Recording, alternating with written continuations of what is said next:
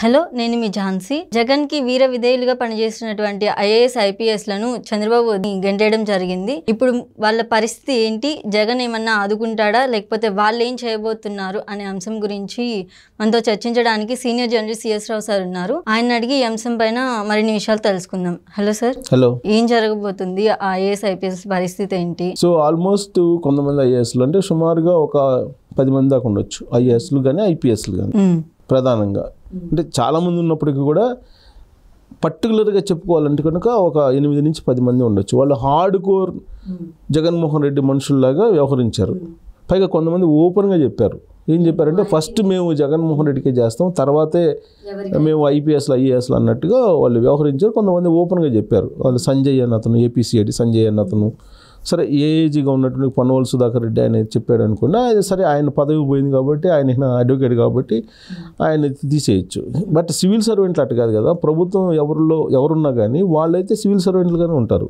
చంద్రబాబు నాయుడు సీఎంగా ఉన్నా, లేదా జగన్మోహన్ రెడ్డి సీఎంగా ఉన్నా, లేదా ఇంకొకరు సీఎంగా ఉన్నా, వాళ్ళు సివిల్ సర్వెంట్ అంటే ప్రభుత్వంలోనే ఉంటారు వాళ్ళు, సర్వీస్ మొత్తం కూడా. సో కాబట్టి ఇప్పుడు వాళ్ళు వీర వీధేలాగా జగన్మోహన్ రెడ్డికి వ్యవహరించి లక్ష్మణ్ రేఖను దాటిపోయేసి నిబంధనలు మార్గదర్శకాలను ధిక్కరించి వ్యవహరించారు అనేది తెలుగుదేశం పార్టీ యొక్క రిపోర్టు, భావన. లోకేష్ కూడా ఏదో ఒక రెడ్ బుక్ ఒకటి తయారు చేసి దాంట్లో ఎవరెవరు లక్ష్మణ్ రేఖను దాటి వ్యవహరించారు, చట్టానికి విరుద్ధంగా రాజ్యాంగానికి విరుద్ధంగా వ్యవహరించారు అనేది ఆయన అప్పట్లో కొన్ని లిస్ట్ అవుట్ చేశారు. ఈవెన్ లోకేష్ కూడా చంద్రబాబు నాయుడు అరెస్టు జరిగినప్పుడు చంద్రబాబు నాయుడు కలవడానికి వెళ్ళినటువంటి సందర్భంలో పోలీసులు ఆయన అడ్డగిచ్చారు. ఆయన రోడ్డు మీద కూడా కూర్చున్నారు. ఇప్పుడు ఒక తండ్రిని అరెస్ట్ చేసినప్పుడు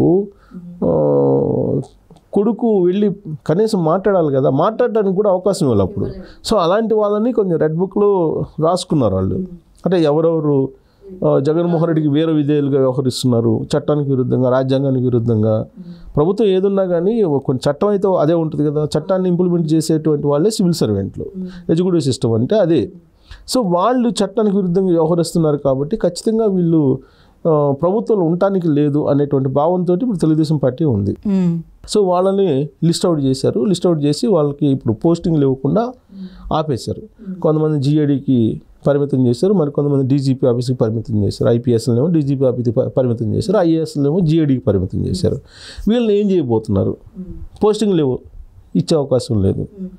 కొంతమంది వీఆర్ఎస్ తీసుకుంటున్నారు. ఇప్పుడు ప్రవీణ్ ప్రకాష్ ఉన్నారు, వీఆర్ఎస్ తీసుకున్నారు. ఆయన వీఆర్ఎస్ తీసుకుని వెళ్ళిపోతారని చెప్పేసి వీఆర్ఎస్కి అప్లై చేసుకున్నారు. ఇంకా 7 సంవత్సరాల సర్వీస్ ఉంది అతనికి. ఐఏఎస్ రావడమే కష్టం చాలామంది, బట్ 7 సంవత్సరాల సర్వీస్, అందులో సీనియారిటీ ఉన్నప్పటికి కూడా వీఆర్ఎస్ తీసుకున్నాడు. కారణం ఏంటంటే చంద్రబాబు నాయుడు ప్రభుత్వంలో ఇమ్మడలేమనా, లేకపోతే జగన్కి సపోర్ట్గా ఉన్నాం కాబట్టి వీళ్ళు వ్యతిరేకిస్తున్నారు, చేయలేము అనేటువంటి యాంగిల్లోనూ మొత్తం కారణం ఏదైనా కానీ ఆయనైతే వీఆర్ఎస్కి అప్లై చేసుకున్నాడు. ఇప్పుడు సునీల్ ఉన్నాడు, ఐపీఎస్ సిఐడి, మాజీ సిఐడి చీఫ్.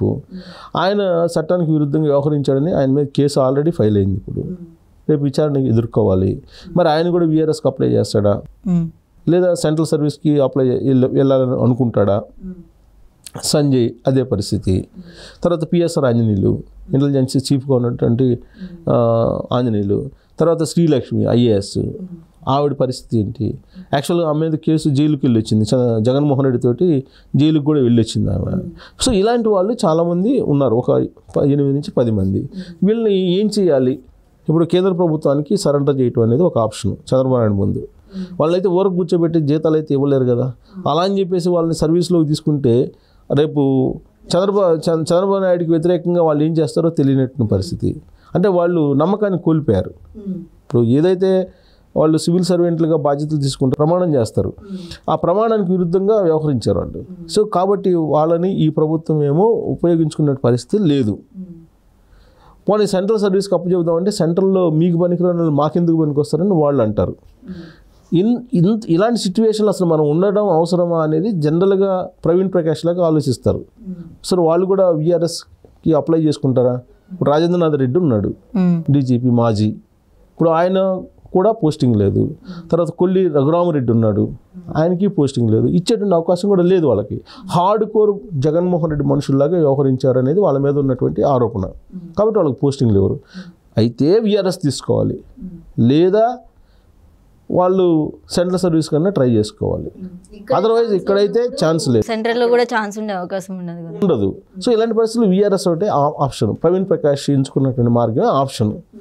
సో అలా ఎంచుకుంటే కనుక ఏం చేస్తారు? వీఆర్ఎస్ తీసుకుంటారు, బయటికి వెళ్తారు. బయటికి వెళ్ళిన తర్వాత ఏం చేస్తారు? ఊరికైతే ఉండలేరు కదా. కరెక్ట్గా ఇలాంటి పరిస్థితి కోసమే జగన్మోహన్ రెడ్డి వెయిట్ చేస్తున్నారు అనేది కొంతమంది తాడేపల్లి వర్గాలు చెప్తున్నటువంటి మాట. ఎవరైతే వీర విధేయులాగా వ్యవహరించారో ఐఏఎస్లు ఐపీఎస్లు, వాళ్ళని తమ సొంత కంపెనీలు ఏదైతే ఉన్నాయో ఆ కంపెనీల్లో ఉపయోగించుకోవాలి అనేటువంటి ఒక ఆలోచన చేస్తున్నట్టు తెలుస్తుంది జగన్మోహన్ రెడ్డి. ప్లస్ జగన్మోహన్ రెడ్డికి రకరకాల యాక్టివిటీస్ ఉన్నాయి. బెంగళూరు కేంద్రంగా చేసుకొని కొన్ని యాక్టివిటీస్ ఉన్నాయి, హైదరాబాద్ కేంద్రంగా చేసుకొని మరికొన్ని యాక్టివిటీస్ ఉన్నాయి, తాడేపల్లి కేంద్రంగా చేసుకొని ఇంకొక యాక్టివిటీస్ ఉన్నాయి. సో ఈ యాక్టివిటీస్లో ఐఏఎస్ని ఇప్పుడు ఎవరైతే వీఆర్ఎస్ తీసుకుంటున్నారో వాళ్ళని ఉపయోగించుకుంటే ఇంకా ఎక్కువగా రాబోయేటువంటి రోజుల్లో వ్యవస్థల మీద దాడి చేయొచ్చు. ఎందుకంటే వాళ్ళకి బాగా నిష్ణాతులు కదా, వ్యవస్థల మీద స్టడీ చేసి వచ్చిన వాళ్ళు కదా, ఏ వ్యవస్థను ఏ విధంగా అనుకూలంగా మలుచుకోవచ్చు, ఏ చట్టంలో ఏమి లోపాలు ఉన్నాయి, లూప్ హోల్స్ ఏమున్నాయి, ఇవన్నీ తెలిసినటువంటి వాళ్ళు కదా ఐపీఎస్లు ఐఏఎస్లు. సో వాళ్ళు వీఆర్ఎస్ తీసుకొని కనుక ఉంటే వాళ్ళని తన వైపు తీసుకొని రాబోయేటువంటి రోజుల్లో మొత్తం ఒక సామ్రాజ్యాన్ని విస్తరింపజేయాలి అనేటువంటి ఒక ఆలోచన చేస్తున్నారు అనేది ఒకటి తాడేపల్లి వర్గాల్లో వినిపిస్తున్నటువంటి మాట. ఇప్పటికే జగన్మోహన్ రెడ్డి విజయసాయి రెడ్డి అనేటువంటి ఒక ఆడిటర్ని పెట్టుకొని ఏ విధంగా కిట్ ప్రోకోకి పాల్పడ్డాడో అందరికీ తెలిసిందే. రాజశేఖర రెడ్డి సీఎంగా ఉన్నప్పుడు బెంగళూరు కేంద్రంగా చేసుకొని క్విట్ ప్రోకోకి పాల్పడి కొన్ని వేల కోట్ల రూపాయలు సంపాదించాడు అనేది ఆయన మీద ఉన్నటువంటి కేసులు, ఈడీ కేసులు కానీ సిబిఐ కేసులు కానీ ఇవాళకి కూడా కోర్టులో నలుగుతున్నాయి. దాదాపు 30 నుంచి 40 వేల కోట్ల రూపాయలు ఆయన కిట్ ప్రోకోకి పాల్పడ్డాడు అనేది ఛార్జ్షీట్లో ఉన్నటువంటి రిపోర్ట్. సో ఇలాంటి పరిస్థితుల్లో ఆ సామ్రాజ్యాన్ని, కిట్ ప్రోకో సామ్రాజ్యాన్ని మరింత విస్తరింపజేసుకునేందుకు ఆయన ఈ వీఆర్ఎస్ తీసుకునేటువంటి ఐఏఎస్లు ఐపీఎస్లను తీసుకోవచ్చు అనేటువంటి ఒక ఆలోచన చేస్తున్నాడు అనేది ఒకటి. ఈ మధ్యకాలంలో ఒక సిబిఐ మాజీ డైరెక్టర్ నాగేశ్వరరావు అని ఒక ఆయన ట్వీట్ చేశారు జగన్మోహన్ రెడ్డి గురించి. రిటైర్డ్ సిబిఐ డైరెక్టర్ ఆయన ఏమంటే underworld don Dawood Ibrahim కంటే భయంకరమైనటువంటి అతను జగన్మోహన్ రెడ్డి అనేటువంటి ఒక ట్వీట్ చేశారు. అంటే దావుద్ ఇబ్రహీము అజ్ఞాతంలో ఉంటూ మొత్తం అతను ఈ స్మగ్లింగ్ కానీ ఇతరత్ర రకరకాలు చేస్తూ ఉంటాడు. బట్ జగన్మోహన్ రెడ్డి అనే అతను మైదాన ప్రాంతంలో అంటే ప్రజల్లో ఉంటూ దావుద్ ఇబ్రహీం చేసేటువంటి పనులు చేస్తూ ఉంటాడు అని చెప్పి ఆయన చేసినటువంటి ట్వీట్ సారాంశం. అలాంటి కార్యక్రమాలకి చట్టంలో ఉండే లోపాలను తెలుసుకునేందుకు, వాటి లోపాలని అనుకూలంగా మలుచుకునేందుకు వీళ్ళు ఉపయోగపడతారు. కాబట్టి ఈ టీమును మొత్తాన్ని తన ప్రైవేటు సైన్యానికి అధిపతులుగా చేసుకొని తాను అనుకున్నటువంటి ఒక సామ్రాజ్యాన్ని, చీకటి సామ్రాజ్యాన్ని స్థాపించుకోవచ్చు అనేటువంటి ఆలోచన చేస్తున్నాడు అనేటువంటిది ఒకటి వినిపిస్తుంది. సో ఇప్పుడు చంద్రబాబు నాయుడు కనుక వీళ్ళని పక్కన పెడితే, వీళ్ళని కనుక సరెండర్ చేయకుండా కేంద్ర ప్రభుత్వానికి వీఆర్ఎస్ తీసుకోవడానికి అనుమతిస్తే జగన్మోహన్ రెడ్డి పక్షాన్ని చేరి రాబోయేటువంటి రోజుల్లో ఏం చేస్తారో తెలియదు. జగన్మోహన్ రెడ్డే ఎలాంటి వాడు అనేది ఆయన సిబిఐ డైరెక్టర్ మాజీ డైరెక్టర్ చెప్తున్నాడు.